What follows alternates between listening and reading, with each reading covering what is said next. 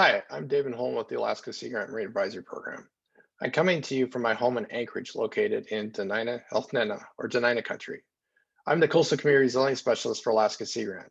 I'm excited to tell you about a project in the Bristol Bay region where I've worked for 20 years, first as a social scientist for the Alaska Permanent Fishing Game, and now as an extension agent and researcher at UAF. Our project is a collaboration between the University of Alaska Anchorage, Fairbanks, and Penn State, and is a larger collaboration called Polaris, Pursuing Opportunities for Long-Term Arctic Resilience for Infrastructure and Society, an NSF Navigating the New Arctic initiative. The project I'll be talking to you about today is led by Lance Howie at UAA, Guanjin Shi at Penn State, and myself at UAF. Gabe Dunham, our Marine Advisory Program agent in Dillingham, has been key to the success of this project, as well as the late Dr. Todd Radenbaugh, who I'd like to acknowledge for his substantial contribution to science in Bristol Bay region. Our project includes epidemiological modeling to estimate outbreaks and demand for various medical and community resources to mitigate infection spread. We took into consideration various measures communities might put into place to mitigate the spread of COVID-19 within the fishery harvester and processor population, and potential transmission to the local community. We administered an online survey to identify risk perceptions, responses to policy, and compliance. Our first survey was administered this past summer, and we received 926 valid responses. In December this past winter, we presented the findings to decision makers and stakeholders via a Zoom presentation.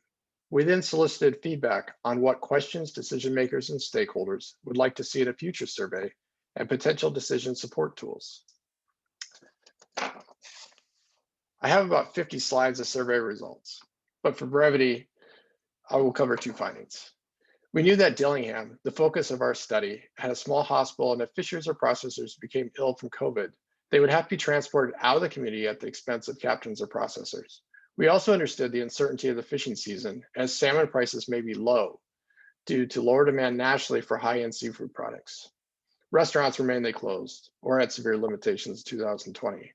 We also found that a majority of non-Bristol Bay residents felt that the economic benefits of opening the commercial fishery outweighed the potential extra costs associated with maintaining public health. However, when asked if they knew of someone who chose not to fish, a majority of both crew members and processors knew of someone who chose not to fish or work for a processor in 2020.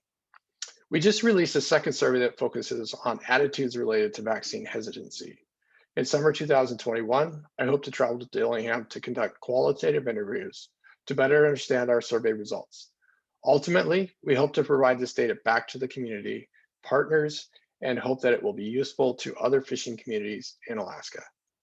For full results of the survey, see the presentation we gave in December with all 50 slides, available on our website, arcticpolaris.org.